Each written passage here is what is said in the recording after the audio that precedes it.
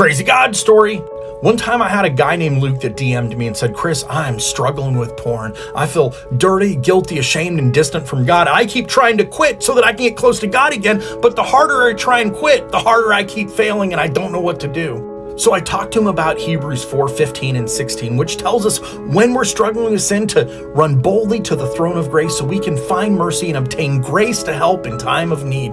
You don't have to overcome sin on your own or clean yourself up in order to get close to God. You can't do that. Instead, when you get close to God, He cleans you up and overcomes the sin in you that you can't overcome on your own. 2 Corinthians 3 talks about how as we spend time in the presence of God, He makes us a reflection of His glory. He makes us more like Jesus as we spend time with Him. Philippians 2:12 and 13 tells us that we have to work out our salvation with fear and trembling, which means we need to be honest with our sin, but then it tells us it is God who works in us, giving us the desire and the ability to do the things that please Him. Us being close to God has absolutely nothing to do with whether or not we're struggling with sin and everything to do with the grace of God.